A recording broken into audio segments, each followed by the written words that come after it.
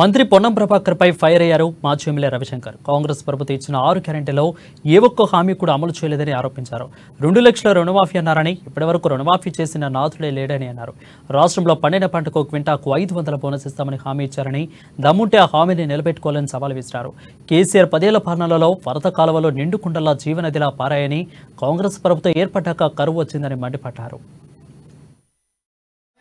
వీళ్ళు ఢిల్లీకి పోయాలన్నా పర్మిషన్కు ఢిల్లీకి పోవాలి అని ఇదే అసెంబ్లీ సాక్షి చెప్పాడు. ఆ రామన్న చెప్పినట్టే, కేటీఆర్ గారు చెప్పినట్టే ఇవాళ 100% తెల్లారి లేస్తే వీళ్ళు ఎక్కడ ఉంటారు?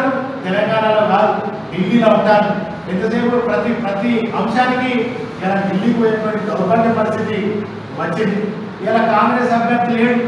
కాంగ్రెస్ అభ్యర్థులు ఇవాళ కాంగ్రెస్ అభ్యర్థులు లేక మా పసులు దయాకరం, అదేవిధంగా కడియం శ్రీయారిని, అదేవిధంగా రంజిత్ రెడ్డిని, ఇలాంటి నాయకులందరినీ మీకు నాయకులే లేరు. అసలు ఈ యొక్క మీ కాంగ్రెస్ అభ్యర్థుల కరువై ఇలా తెలంగాణ రాష్ట్ర సమితి కేసీఆర్ గారు తయారు చేసినటువంటి నాయకులందరినీ కూడా తీసుకుపోతా ఉన్నారు. ఇక మేము ఇంకా కరీంనగర్లో గెలుద్దాం, కరీంనగర్కి ఇది పొడిచినాం అది పొడిచినాం అని చెప్తున్నారు కదా.